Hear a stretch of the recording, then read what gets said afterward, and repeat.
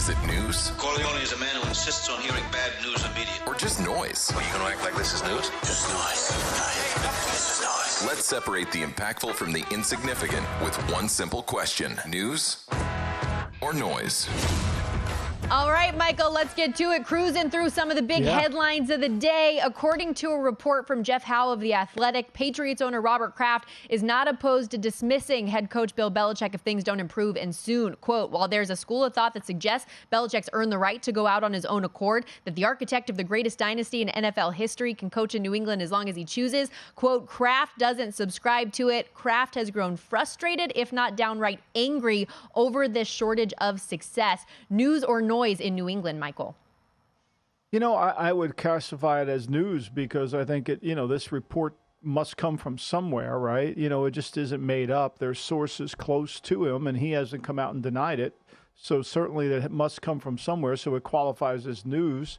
Look, we've seen this before in all sports, right? It doesn't matter how much you won. It's what have you done lately? Andy Reid was 4-12 his last year in Philadelphia. Do you remember that? Nobody does. Nobody will talk about that, and yet, they had their divorce and they went their separate ways, which ultimately happens. I mean, when you work together with someone for such a long time and the expectations are so high, rebuild, repair, all that isn't going to work out. So I do think it's noise. I do think it's news, and I think you have to pay attention to it because it's coming from somewhere. It just doesn't, it's not Jeff Howe must have a source somewhere, or else The Athletic, that New York Times is not going to allow him to run with that. Yeah, and these struggles have been there for the last handful of years, but more closely magnified this week after being outscored 72-3 in the last two games. Bill Belichick, by the way, telling reporters that Mac Jones will get the start this week after getting pulled in the fourth quarter each of the last 2 weeks with the game out of reach. With Thursday Night Football, Michael, coming up tomorrow, a certain streak has been mentioned on every single program that I have seen, that Kansas City has won 15 straight against the Denver Broncos. And it's one of those things where, I don't anticipate, and I don't think anybody anticipates, the Denver Broncos upsetting the Chiefs regardless of this streak in this spot. But that said, is this one of those streaks that's news, more like the Ravens and Steelers underdog situation we were talking about last week, or is it just noise? No, I think this is noise. I mean, look, these two teams are in opposite directions, right? And so this isn't a Raven. They always play the game tight between the Ravens and the Steelers. No. This is a little different. This has a different feel to it. Both teams, well, let's put it in perspective. Kansas City isn't the same team offensively. We know that. They're struggling to get things going. But this Denver team, as you cited in the break, is historically bad. Offensively, defensively. And it might just be the same recipe. I mean, when the Bears came to town, that was the best thing for Kansas City's offense. Oh, they're back. They got it back. Well, it was the Bears' defense. Now you got the Denver Broncos coming to town, and I'm sure Mahomes and Kelsey will have their day. But let's remind ourselves, it's the Denver defense, and historically you can't get any worse than Denver. While on Denver, Sean Payton has made some comments this week about the trade deadline that's approaching at the end of the month, saying we're not looking to do business with any of our players, but that doesn't prevent teams from picking up the phone and calling. These comments come just a few days removed from shipping Randy Gregory to the 49ers and after the reports about Frank Clark could be dealt. News or noise here with Sean Payton's comments? Well, I think it's news. I mean, he's going to deal. I mean, if he loses to Kansas City, which he will, he's going to be sitting there saying, okay, we got no chance to make the playoffs. We're not nearly as good as we are. Let's see what we have here. And I think the only way in these situations where you gain some momentum is if you can convince the players that, they're playing for next year. That's the challenging thing in New England. If Kraft wants to get rid of Belichick and that permeates through the locker room, the players feel like, well, he's not going to be here next year. What do I care? But if you're Sean Payton, he's going to be there next year. He just got there. So now you can start your rebuild. You can start letting players go that are not going to be there and see if you can build your bank account with some draft assets. Yeah, I wonder who some of those players might be. You remember this offseason, Cortland Sutton and Jerry Jeudy, a couple names that were in that mix. Oh, yeah.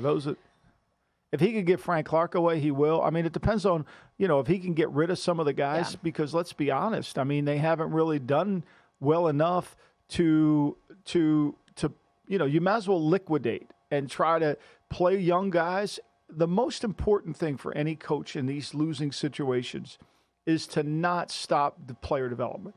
You've got to coach the players hard. You got to develop the young players. The older guys, they're like, I've seen this before, I want out. And you got to get rid of those guys. I don't know if anybody out there saw this, but Jerry Jeudy tweeted, "These old heads be some lame haters," to which I love the response to Mark Schlereth, who says, "Does old head mean someone with more playoff starts than you have career starts?" So that's what's going on locally in Denver.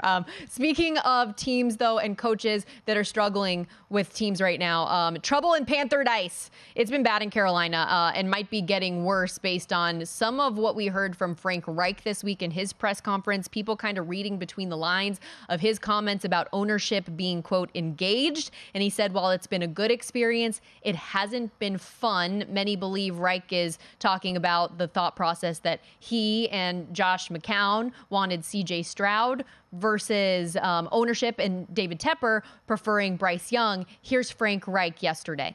There's different philosophies in ownership. You know what I mean? Some owners kind of stay away and don't engage a whole lot. Other owners do. And his philosophy is he's going to engage. And listen, it's only been a short experience, but it's been a really good experience. It hasn't been fun. You know, it's not fun. Those meetings aren't, I wouldn't characterize them as fun meetings. But those meetings make me better, and I trust they make us better. News or noise, Michael, how do you break down what you have seen and heard from Frank Reich in the situation with David Tepper?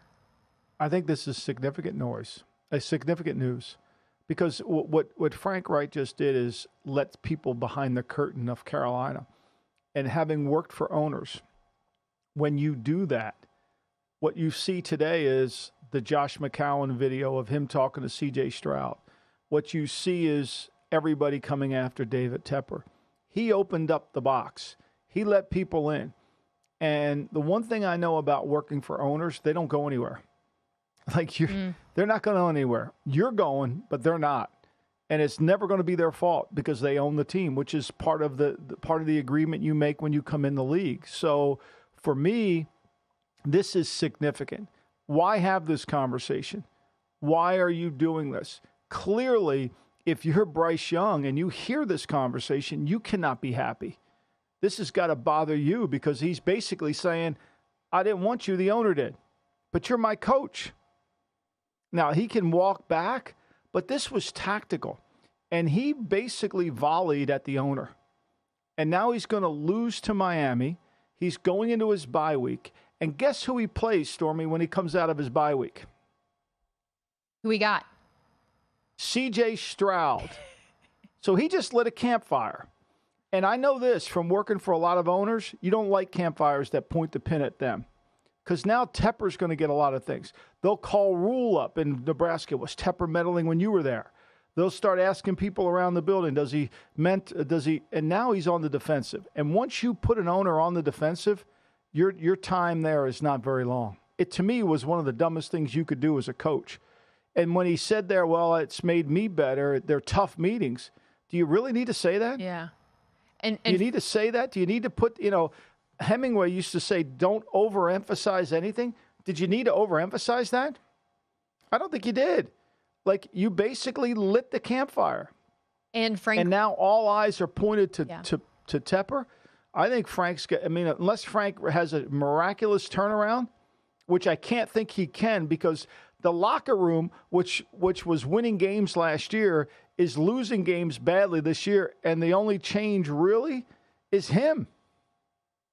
Well, and that's all I was going to say is among the favorites to be the first head coach fired this year, Frank Reich is in that wheelhouse. And I keep thinking about what you said about Bryce Young, especially because I think we can all agree that there are much bigger and many more problems in Carolina outside of exclusively the quarterback position, that, like, if you're him and you hear that, how are you supposed to be confident and try to lead a team moving forward? Like, that's a difficult thing, I think, when all of the noise around you and your head coach is saying these things.